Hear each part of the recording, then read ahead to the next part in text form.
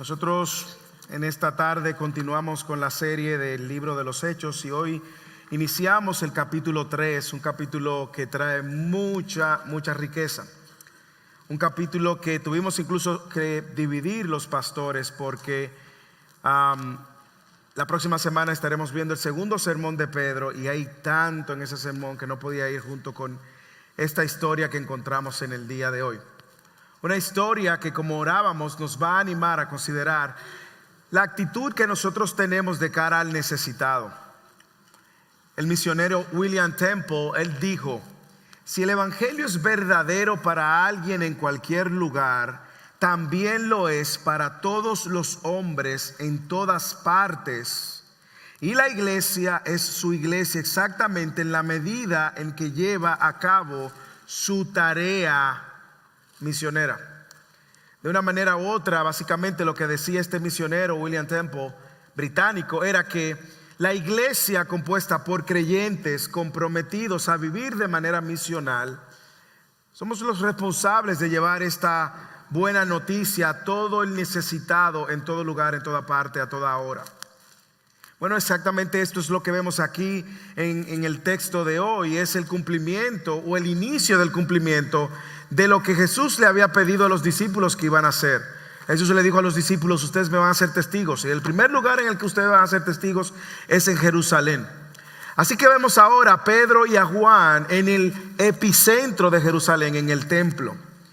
Nosotros nos encontramos justamente viendo cómo lo que Jesús había dicho en el capítulo 1, versículo 8, Él había dicho que iban a recibir poder cuando venga sobre ellos el Espíritu Santo y que entonces iban a ser testigos en Jerusalén, en Judea, en Samaria y hasta los confines en la tierra. Bueno, ya nosotros vimos que ellos fueron bautizados con el Espíritu Santo en el capítulo 2 y ahora vemos cómo los discípulos comienzan a moverse en la dirección de ser testigos de Cristo.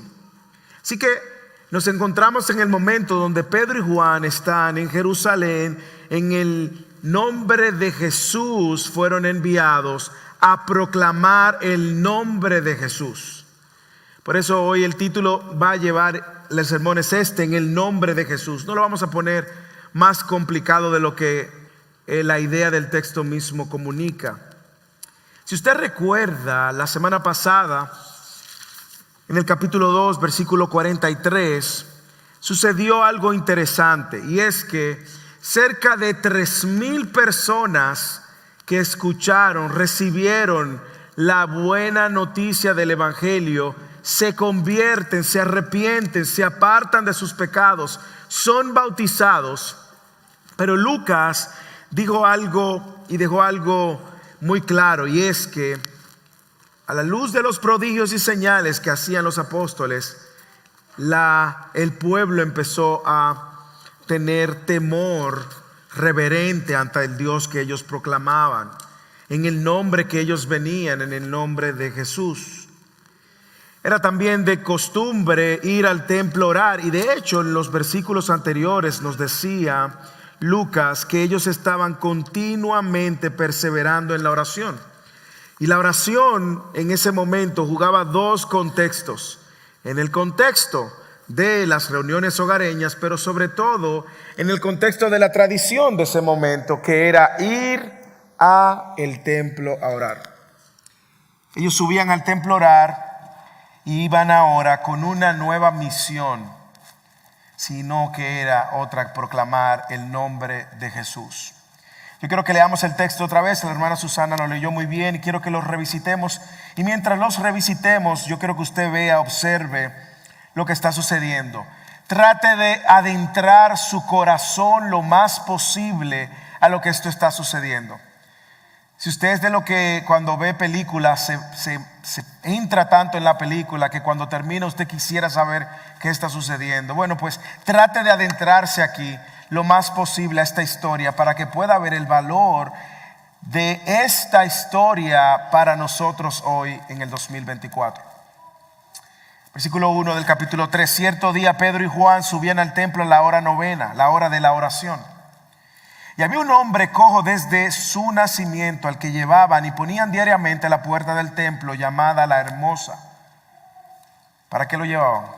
Bueno, lo llevaban para que pidiera limosna a los que entraban al templo. Viendo a Pedro y a Juan que iban a entrar al templo, les pedía limosna.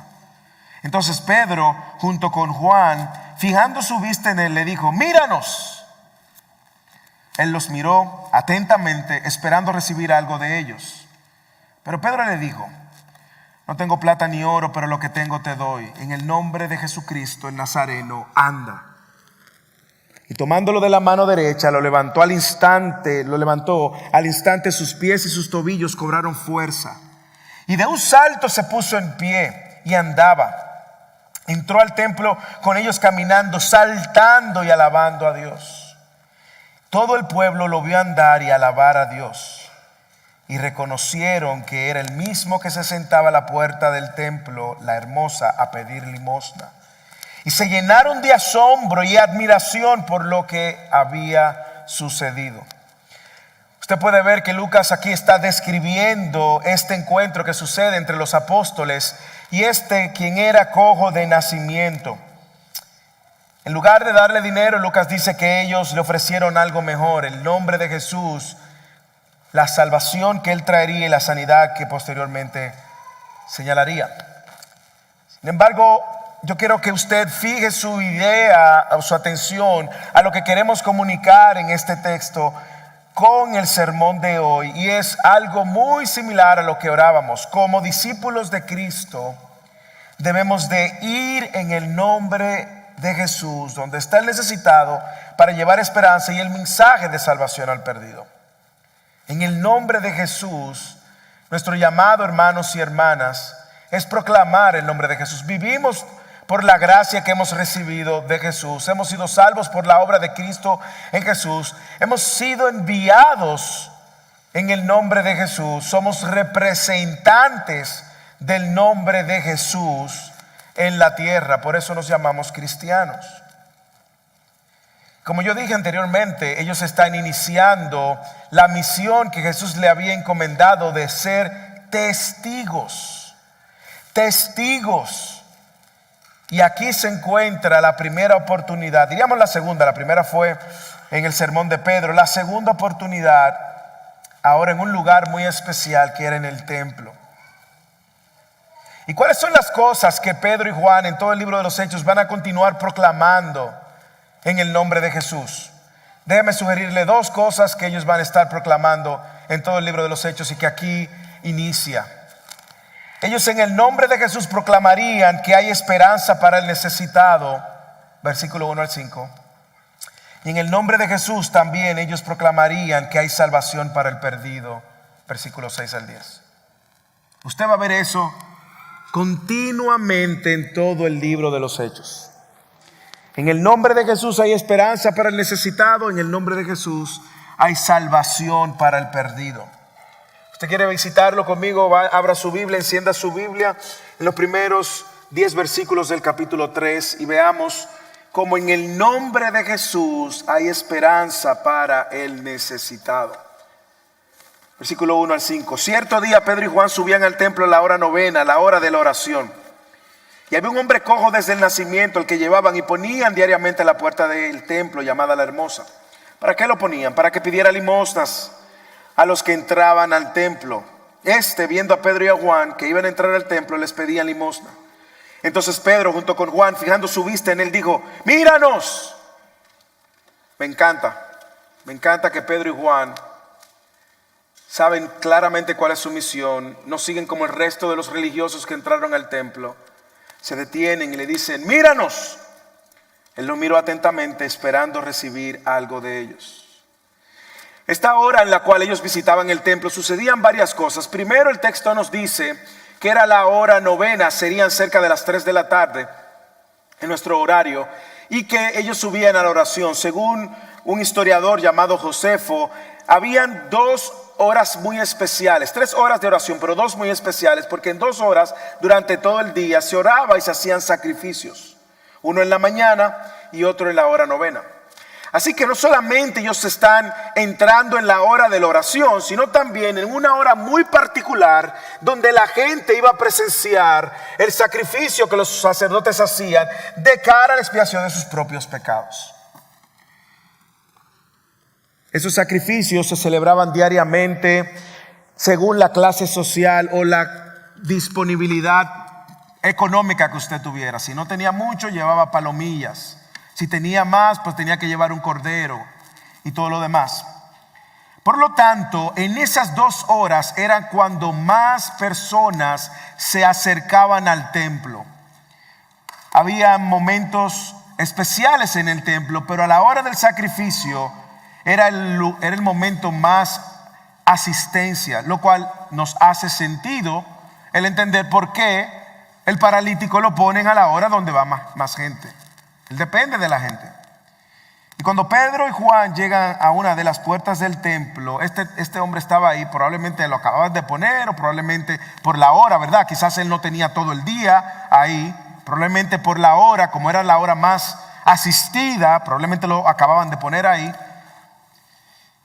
Unas horas antes, una hora antes, lo cual hace este momento quizás el mejor momento para recibir limosnas.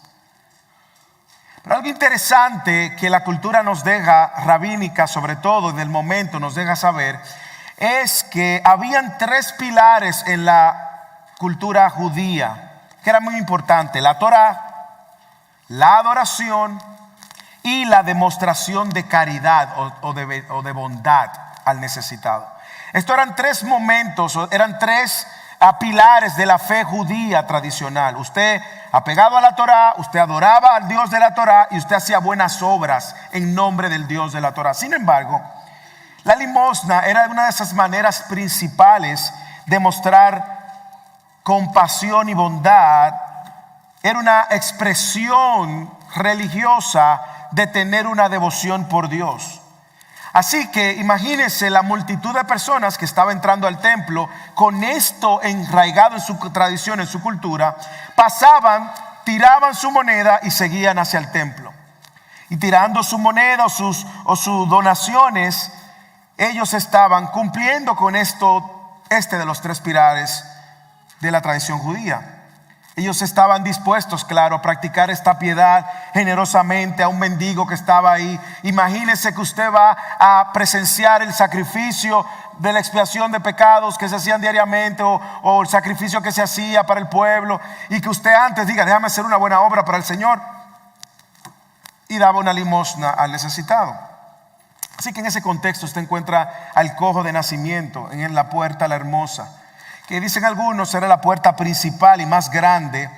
De hecho, algunos entienden que era la puerta más grande, incluso que tenía más ostento, con la mayor hermosura, bronce más caro y todo lo demás. Sin embargo, esta puerta estaba situada 15 escalones más allá, lo cual para el cojo no había manera de poder entrar en el templo. ¿Ok? Y aquí Lucas proporciona una evidencia más de lo que Jesús le había dicho a los discípulos que iban a hacer cuando recibieran poder, y una evidencia más de lo que leímos en el 2:43 de que ellos estaban haciendo milagros. Ahí nos encontramos. Sin embargo, yo le dije al principio que quiero que usted se adentre lo más posible en esta historia para que pueda entender lo que está sucediendo. Yo quiero que usted observe conmigo la realidad del mendigo. Y le voy a ser sincero, de antemano, desde que preparaba el sermón, y aun cuando la hermana Susana estaba leyendo el texto, mi corazón ya estaba blandito por entender cuál era la realidad del mendigo. Yo quiero que, si usted me ve aquí, como usualmente me ven a veces, quebrantado al ver el evangelio, no me juzgue. Pero yo creo que usted se adentre en la necesidad del mendigo, la realidad del mendigo. Lo primero es que evidentemente el mendigo tenía una necesidad física. Un hombre cojo de nacimiento. Esto no fue como la historia de Mefiboset en el Antiguo Testamento, que se cayó y quedó lisiado. Esto no fue que tuvo un accidente. Esto fue es una persona que toda su vida físicamente ha estado limitado. Cuando usted piensa eso, yo no quisiera, sería una insensibilidad nuestra leer esto rápido sin entender todas las implicaciones que esto tenía en el día a día de este hombre.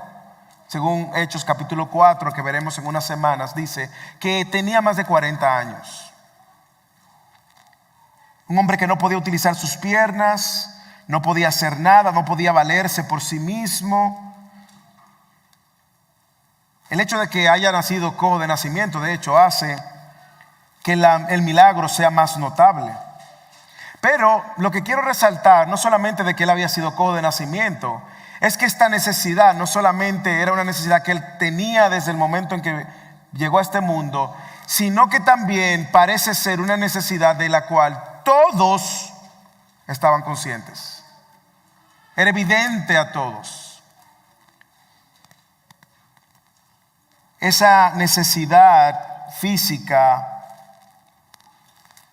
le había hecho ser una persona reconocida dentro de la gente que visitaba el templo. Imagínese la desesperación de un hombre que no puede en su infancia disfrutar la infancia, no puede en su adolescencia invitar a una dama a salir, no puede en su juventud pensar en casarse, no puede ni siquiera pensar en familia ni hijos. Y llega a la edad de 40 años y sigue dependiendo de otras personas, mendigando por su condición física. Segundo, no solamente él tiene una evidente necesidad física, también él enfrenta una evidente necesidad financiera. Al que llevaban y ponían diariamente la puerta del templo llamada la Hermosa, ¿para qué? Para que pidiera limosna a los que entraban en el templo. En otras palabras, este cojo de nacimiento dependía de la generosidad de otros. No solamente de la generosidad de otros. Yo quiero que usted piense, póngase en el lugar. Si es una persona que no tiene muchas oportunidades de sostenerse, de autosostenerse, él tiene una esperanza. Y es que donde van los religiosos que creen y adoran al Dios de la Torá, ellos entienden que es ahí donde va a encontrar gente que los va a ayudar, que lo va a ayudar a él. De alguna manera él tiene una expectativa. Que son aquellos que creen en Dios, Yahvé, Jehová Jireh, es donde ellos adoran el mejor lugar para él poder subsistir diariamente. Siempre dependía de la compasión y la generosidad del otro. Este era el medio que él tenía para sostenerse. No se sostenía por sí mismo, dependía de otros. Su único oficio era pedir. ¿Usted se ha puesto a pensar en eso? Yo no sé usted, pero en ocasiones y en situaciones en nuestras vidas financieras, en mi casa, en mi matrimonio, no le estoy hablando de otro, en mi matrimonio, en situaciones financieras, nosotros nos hemos visto en la necesidad, y yo como hombre, de tener que salir, hacer trabajo extra o tener incluso que pedir. Y déjeme decirle, como hombre es algo vergonzoso. Yo le puedo decir, es vergonzoso, golpea tu orgullo a la máxima expresión. Si usted nunca ha tenido que vivir eso, déjeme decirle, es algo difícil. Y gracias a Dios el Señor ha sido un Dios bondadoso y nos ha sostenido de múltiples maneras. Pero yo recuerdo una situación, una época en nuestras vidas donde hemos tenido que recurrir a la generosidad de otros y es vergonzoso. Ahora imagínense que esa es la realidad de todos los días de este hombre. Él no puede construir, no puede levantar una casa, no puede limpiar zapatos, no puede hacer nada. Lo único que él puede hacer y que sabe hacer es pedir, apelando a la generosidad y la piedad de la gente, día tras día. Yo me imagino cómo sería eso. Un día fue mejor que otro. Me imagino todo lo que él recibía, la gente dándole de lo que sobraba. Me imagino cómo él dependía hasta de aquellos que lo llevaban y lo dejaran frente al templo. Hermanos, yo creo que debe de ser una vida miserable, muy miserable. Pero no solamente había un problema físico, no solamente había un problema financiero, él tenía un problema social grande también. Como nosotros vimos, y los que estuvieron aquí en la serie de Mateo van a recordar que culturalmente, por su condición, una persona de nacimiento que haya nacido ciego, cojo, mudo, era una persona que estaba bajo el juicio de Dios para los judíos. Esta persona no tenía ningún tipo de compasión. Si usted recuerda cuando predicábamos Mateo, usted recordará lo que hace a Jesús compasivo, más compasivo sobre los demás. No solo que su carácter es compasivo, su esencia es ser compasivo, sino que lo manifestó justamente con el más necesitado. Cosa que los líderes religiosos de la época le criticaron. Y ese rechazo cultural lo lleva a una cuarta realidad, y es que él también tenía una necesidad espiritual. Déjenme demostrárselo por las Escrituras. Dice que lo ponían diariamente a la puerta del templo. Este cojo de nacimiento, paralítico, no sabía lo que era entrar al templo a adorar al Dios que lo había creado. Él solamente se valía de las historias. Quizás escuchaba el júbilo dentro del templo, en los atrios. Él no sabía lo que era estar. Recuerde que en el contexto que estamos hablando, la presencia de Dios estaba en el templo. El templo era un sinónimo de la presencia de Dios. Recuerde eso. Y a él le tenían no solamente prohibido, porque usted dirá, ¿por qué no lo llevaban? ¿Por qué no había personas piadosas que no lo dejaran en la entrada de la puerta, sino que lo metieran directamente al templo, para que él desde el templo, en su condición de paralítico o cojo de nacimiento, pudiera festejar con los demás? No, es que la ley se lo prohibía. Lo cual habla de la mayor necesidad que él tenía, que era la necesidad espiritual. Levíticos capítulo 21, versículo 17, escuchen. Entonces el Señor habló a Moisés: dile a Aarón, ningún hombre de tu descendencia por todas sus generaciones que tenga algún defecto se acercará para ofrecer el alimento a su Dios. Porque ninguno que tenga defecto se acercará, ni ciego, ni cojo, ni aun que tenga el rostro desfigurado o extremidades deformadas, ni hombre que tenga pie quebrado o mano quebrada, ni un jorobado, ni enano. Ay. Usted se ríe, yo sé por qué usted se ríe. Ni jorobado ni enano, ni uno que tenga defecto en un ojo, o sarna, o postilla, ni castrado. Estamos hablando de que este paralítico, cojo de nacimiento, probablemente también recibió mucho rechazo de los líderes religiosos. Este está bajo maldición, no tiene ningún tipo de esperanza. Dios lo desechó también. Su mayor necesidad no solamente era el comer diariamente, no solamente era física, no solamente era social, su mayor necesidad es espiritual. Porque ahora, no solamente a los ojos de todos religiosos y aún de la Torá, él estaba completamente despreciado. Por eso nunca, aun cuando hubiese querido, aun cuando otros buenos hombres y mujeres hubiesen intentado, nunca iba a entrar al templo.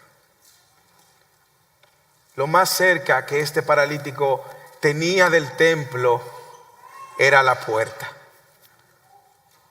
Usted puede entender el nivel de miseria y de necesidad que estamos hablando aquí. Él nunca había ofrecido sacrificios por sus pecados.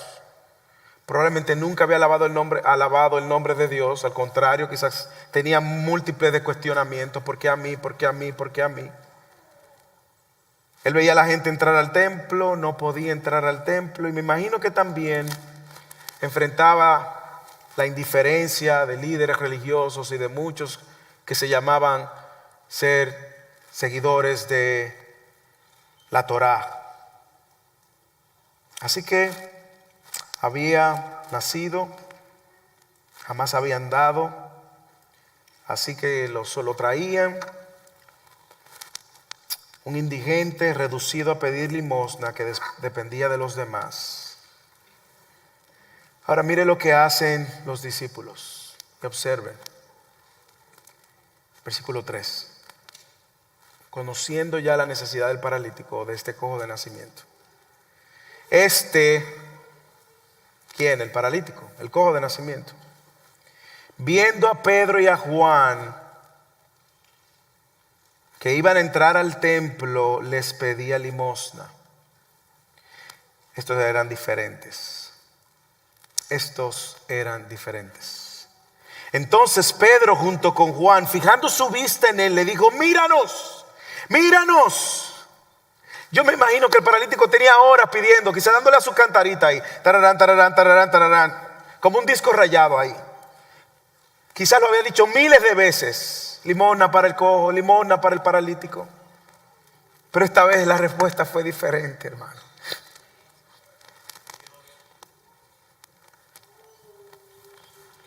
Así que Pedro se detiene junto a Juan.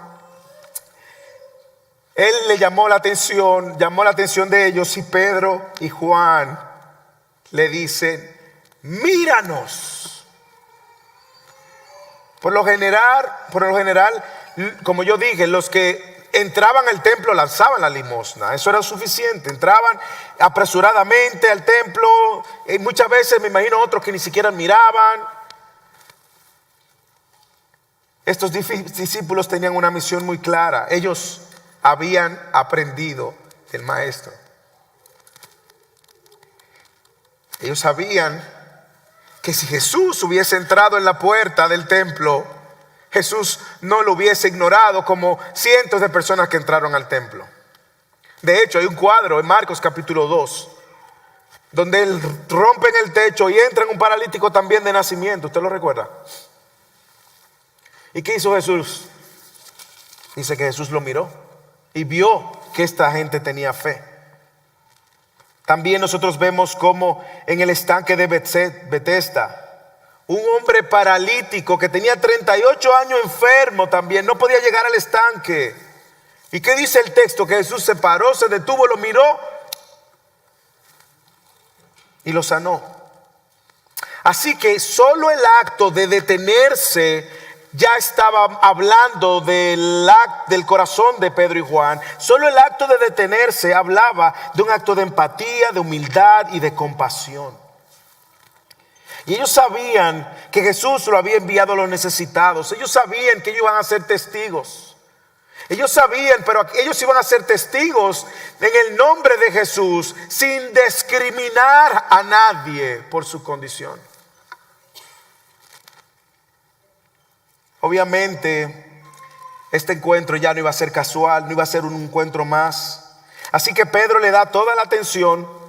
Y de hecho, algunos estudiosos entienden que cuando ellos fijan la vista al cojo de nacimiento, apunta a un significado más profundo de solamente mirarlo, sino de que ellos se detienen con expectativas de que algo va a suceder. Ellos vienen en el nombre de Jesús, ellos ven la verdadera necesidad y traen esperanza a aquel que por años ha vivido sin esperanza. El cojo de nacimiento sin esperanza comienza a tener esperanza, como usted lo ve en el texto, cuando el versículo 5 dice que entonces él los miró atentamente esperando recibir algo. Ahora el cojo sin esperanza comienza a ver algo de esperanza y a tener algo de esperanza.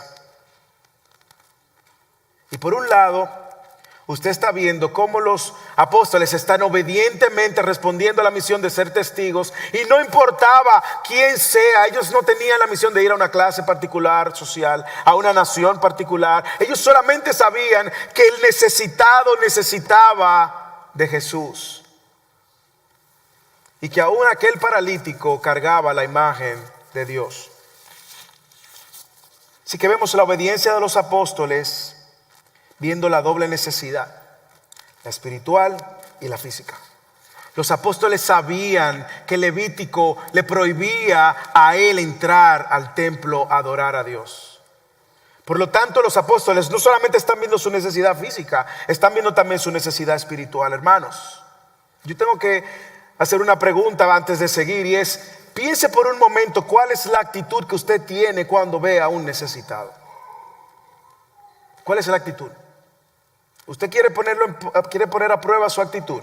Cuando usted ve un homeless, probablemente la mayoría de los homeless que nosotros vemos están en la misma condición que el paralítico. Pero ¿cuál es nuestra actitud?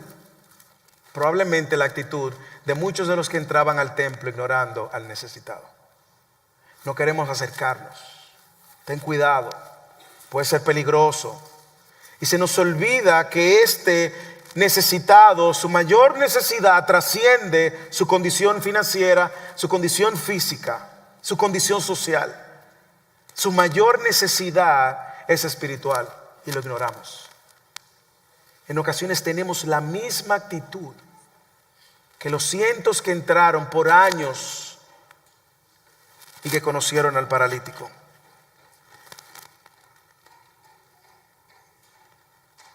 Así como ese mendigo no tenía oportunidad para encontrarse con Dios,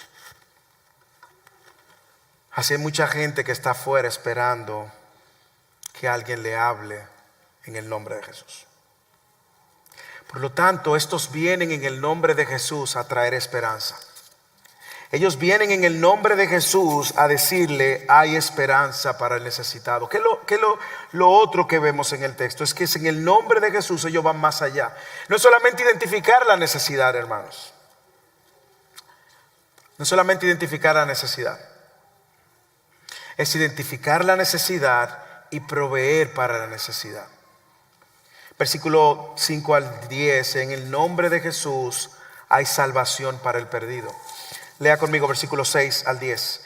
Pero Pedro le dijo: no tengo plata ni oro, pero lo que tengo te doy. Y aquí está. Este es el versículo clímax de toda la porción. En el nombre de Jesucristo el Nazareno. Lo identifica muy bien, para que no lo confundan con ningún otro nombre. Ese nazareno que la gente decía que si saldría algo de Nazaret, ese es. Ellos le dijeron: anda. Y tomándole de la mano derecha lo levantó, y al instante sus pies y sus tobillos cobraron fuerza. Y de un salto se puso en pie y andaba. Y entró al templo con ellos caminando, saltando y alabando a Dios. Observe cuántas veces usa la palabra saltar en 2 versículos. Esto tiene un sentido importante. Versículo 8. Y de un salto se puso en pie y andaba. Entró al templo con ellos caminando, saltando y alabando a Dios. Y todo el pueblo lo vio andar y alabar a Dios, y reconocieron que era el mismo que se sentaba a la puerta del templo La Hermosa a pedir limosna. Se llenaron de asombro y admiración por lo que le había sucedido. Como dije, el versículo 6 aquí es el corazón de este pasaje. Y observe cómo Pedro va al corazón del problema. Este hombre estaba sin esperanza, desesperado, sin provisión material para sus necesidades. Estaba en desesperación, pero tenía una desesperación mayor, y era la espiritual.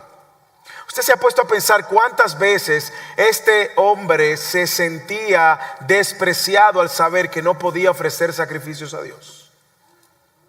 Pero no perdamos de vista esto que Pedro está diciendo: no tengo plata ni oro, pero lo que tengo te doy. En el nombre de Jesucristo el Nazareno, anda. En otras palabras, Pedro le está diciendo: mire, yo no tengo lo que tú estás pidiendo. Míranos. No tengo ni plata ni oro, que es lo que tú crees. Tú crees que esa es tu mayor necesidad. Pero de lo que yo tengo sí es lo que puede resolver tu mayor necesidad. No tengo lo que tú crees que necesitas, yo tengo lo que tú realmente necesitas. La plata y el oro son útiles, pero no son todos. Eso no es todo lo que tú necesitas. ¿Qué era lo único que Pedro y Juan tenían, hermanos? El nombre de Jesús. El nombre que es sobre todo nombre. El nombre que lo iba a traer a ellos a encontrarse con Jesús. Señores, es el mismo nombre que Pedro negó 3 veces. ¿Usted lo recuerda? Es el mismo nombre donde Pedro le preguntaban: ¿tú conoces a Jesús? No, ¿quién? Yo. ¿Tú conoces a Jesús? No, claro que no. ¿Tú conoces a Jesús? Y empezó a decir improperios y malas palabras. Ahora es el nombre que él representa con orgullo y con valentía. Me encanta que Pedro y Juan no dirigen la atención hacia ellos. como lo hacen ahora muchos falsos milagreros. Ellos y Juan, Pedro y Juan saben que ellos no pueden en sus propias fuerzas. Ellos saben que en ellos no hay nada especial. Ellos saben que ellos no pueden ni tienen la manera humana de poder sacarlo de su condición. Pero ellos conocieron a uno y conocen a uno que sí podía. Ellos lo vieron hacer milagros. Ellos vieron a Jesús siendo compasivo con el necesitado en múltiples ocasiones. Y ellos sabían que en el nombre de Jesús, Jesús mismo los había enviado. Entonces ahora ellos podían traer provisión para la necesidad. Su mayor necesidad, Pedro y Juan le dicen: nosotros sí tenemos tu solución. Para tu mayor necesidad, tú necesitas de Cristo. Y tomándole de la mano a la derecha, versículo 7, lo levantó al instante. Sus pies y sus tobillos cobraron fuerza y de un salto se puso en pie y andaban. Entró al templo con ellos caminando y saltando y alabando a Dios. Yo no sé si usted está viendo todo lo que está sucediendo. El nombre de Jesús aquí y Jesucristo, como ellos dicen, en el nombre de Jesucristo. Cristo no es el apellido de Jesús. Jesús el Mesías, en el nombre de Jesús el Mesías. Nosotros tenemos lo que tú necesitas. Y por eso invocan el nombre de Jesús con la autoridad que Jesús le ha dado y con el poder en el que ellos se encuentran. Y ahora Jesús, a través de estos instrumentos de la gracia, traen la provisión para el cojo de nacimiento. ¿Y qué pasa con el cojo? Recibe ambos milagros, el físico y la salvación de su alma. Probablemente algunos entienden que Lucas, al describir esto que está usando y repetir la palabra saltó, entró saltando, está pensando, algunos entienden que Lucas tiene en mente Isaías capítulo 35, versículos 5 y 6. Escuche lo que dice: fortalezcan las manos débiles y afiancen las rodillas vacilantes. Digan a los de corazón tímido: esfuércense, no teman, pues su Dios viene con venganza. La retribución vendrá de Dios mismo, mas Él los salvará. Versículo 5. Entonces abrirán los ojos de los ciegos y los oídos de los sordos se destaparán. El cojo entonces saltará como un ciervo y la lengua del mudo gritará de júbilo, porque aguas brotarán en el desierto. Algunos entienden que Lucas tiene este texto en mente porque lo que está sucediendo aquí es una imagen justamente de lo que dijo Dios en el Antiguo Testamento que sucedería en la era del Mesías. Y observa el lenguaje: al instante sus pies, tobillos cobraron fuerza y de un salto se puso en pie y andaba. Entró al templo con ellos caminando, saltando y alabando a Dios. Así que ahora este cojo no solamente ha recibido la provisión para su realidad física, sino también para la de su alma, hermanos. Él también ha encontrado ahora la aceptación espiritual en el nombre de Jesús. Ahora Él tiene acceso a la presencia de Dios. ¿Usted lo está entendiendo? Por primera vez en su vida, el paralítico conoce el templo por dentro. Pero lo que lo está moviendo a él no ha sido toda la religiosidad que él había escuchado de estos rabinos que lo despreciaban. Es que ahora en el nombre de Jesús él ha encontrado sanidad y salvación, y por eso alaba el nombre de Dios. Hermanos, yo sé que hemos enseñado que no queremos decir algo que el texto no diga, no queremos abusar. Y usted dirá: ¿de dónde sacamos la salvación? Bueno, se infiere porque él está alabando a Dios. Pero más adelante, la semana próxima, en el versículo 16, Pedro hace esta aseveración, hablando de este paralítico: por la fe en su nombre, es el nombre de Jesús lo que ha fortalecido a este hombre, a quien ven y conocen. La fe que viene por medio de Jesús le ha dado a esta perfecta sanidad en presencia de todos ustedes. Lo que Pedro va a decir en los versículos siguientes es que este cojo de nacimiento fue sano, fue salvo solo por fe, fue salvo solo por gracia y fue salvo solo por Cristo.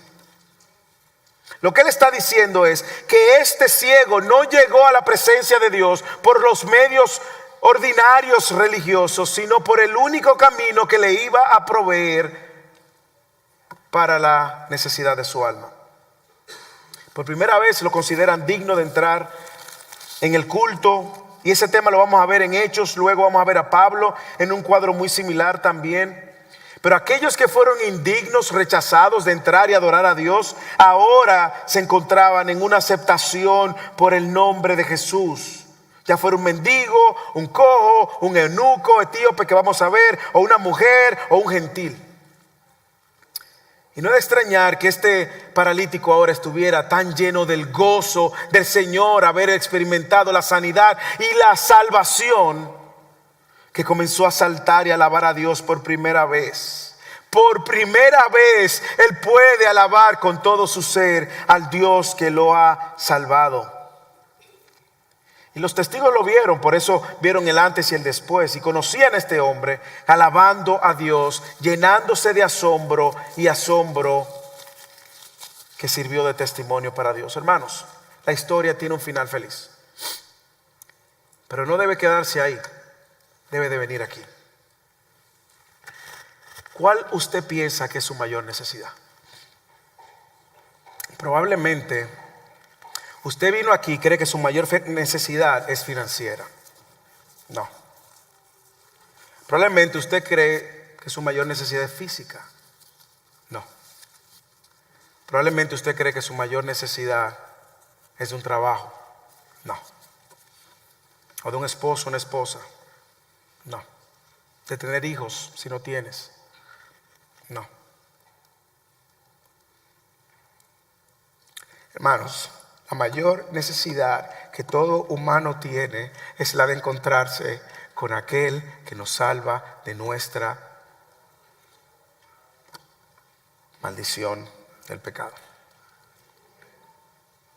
La mayor necesidad que tú tienes en esta mañana es el poder encontrarte continuamente con tu Señor y tu Salvador. Y déjame decirte, la audiencia en este lugar, lo he dicho en otras ocasiones, probablemente está dividida en dos. Aquellos que ya han recibido la salvación solo por la fe, solo por gracia, solo por Cristo, y tú estás aquí. Y probablemente estando aquí tú has puesto otras necesidades por encima de esta que es tu mayor necesidad. La mayor necesidad era la del perdón de tus pecados, y se encuentra y ha sido provista solo por Cristo. Si ya tú has recibido la salvación solo por gracia, entonces vive a la luz de que has recibido la salvación por gracia. Dale gracias al Señor todos los días de tu vida. Si tú te encuentras en Cristo, dale gracias a Dios todos los días de tu vida, porque tu mayor problema y tu mayor necesidad se ha resuelto y se resolvió en la cruz.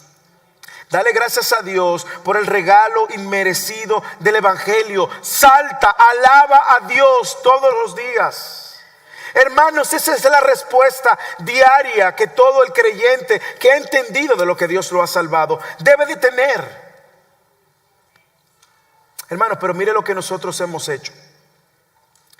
Nos hemos tomado y nos hemos creído y hemos absorbido y hemos creado por la cultura que hay otras necesidades que son más importantes que estas. Y usted dirá, ¿cómo lo sé? Bueno, mire cómo funciona en su día a día. Mire cómo son las prioridades de su vida. Mírela. Mire a lo que usted le pone atención, a lo que usted le pone empeño, a lo que usted adora. Mire lo que ahí se va a encontrar. Hermanos, la mayor necesidad del paralítico no era tener pies firmes. La mayor necesidad del paralítico era poder entrar a la presencia de Dios. Y ahora él podía por medio del nombre de Jesús. Es la misma razón. Es la misma razón por la que usted y yo podemos entrar a la presencia de Dios. No por sus méritos, Usted y yo no podemos entrar a la presencia de Dios si no fuera por los méritos de Cristo. Es la misma razón por la que usted y yo podemos adorar a Dios. Es la misma razón por la que usted y yo hoy nos encontramos aquí. Es porque por la obra y los méritos de Cristo, en el nombre de Cristo, un día a usted y a mí, que estábamos muertos en nuestros delitos y pecados, Él dijo: ven a mí. Y ahí usted abrió los ojos y dijo: qué miserable soy. Mira qué glorioso es Cristo. Y allá corrimos a los brazos de Cristo por los méritos de Cristo. Y ahí se resolvió nuestra mayor necesidad. Por lo tanto, quiero animarte a que no te creas la historia de que hay una mayor necesidad a tu vida. Esta es la mayor necesidad y esta ha sido resuelta gracias a Cristo. Por lo tanto, hermanos, vivamos a la luz de esa verdad. Hermanos, nuestra boca debe de ser una boca que esté llena de alabanzas al Señor por haber recibido lo que no merecíamos. Hoy decíamos en Fidelis, ante el testimonio de una pregunta que hizo alguien, que dijo en un momento que se cree que se merecía la salvación. Hermano, le quiero recordar, aquí usted no se merece nada. Usted lo sabe. Usted y yo no merecemos nada de Dios. Usted quiere decirle lo que sí usted merece y lo que yo merecíamos. Era muerte eterna, condenación eterna para toda la eternidad por haber ofendido a un Dios infinitamente santo. Eso es lo que tú y yo merecemos. Tú no mereces la vida y mucho menos la vida eterna. No te creas la gran cosa. Y cuando Dios se detuvo por gracia para salvarnos, no fue porque tú y yo hubiera en nosotros algo bueno. Fue por pura gracia, por amor inmerecido. Y ahora por amor inmerecido usted y yo podemos entrar a la presencia de Dios y disfrutar de Él continuamente. Dígame si como creyentes no debemos de tener todo el tiempo en nuestra boca una alabanza. Si ha recibido la salvación por gracia, vive a la luz de esa salvación y dale gracias a Dios cada día por el regalo inmerecido. En el nombre de Jesús está la provisión para nosotros. Como cantábamos, Él lo llenó todo, en Él estamos completos. Yo decía que esta audiencia está dividida en dos, porque probablemente la otra audiencia es aquella que no puede ver que su mayor necesidad es Jesús. ¿Y qué estás haciendo? Estás tratando de suplir para tus necesidades por tus propios medios y te vas a frustrar. No vas a encontrar respuesta, vas a andar errante en esta vida. Vas a andar perdido. Si no tienes esta salvación que solamente es por medio la fe en Jesús, solo por gracia, solo por Cristo, nuestra mayor petición para ti y probablemente única aplicación es que consideres que tu mayor necesidad no es dinero, no es salud, no es casa, no es carro, no es alguien, es Cristo. Y que tú puedas correr a Cristo hoy, no mañana, hoy. Que tú puedas ver tu necesidad y quizás la necesidad que has arrastrado por tantos años. Y hoy el Señor te está recordando cuánto tú necesitas de Cristo. En el nombre de Jesús hay esperanza. Y en el nombre de Jesús hay salvación. Usted necesita esperanza, mira a Cristo. Y si tú estás aquí y necesitas salvación, mira a Cristo.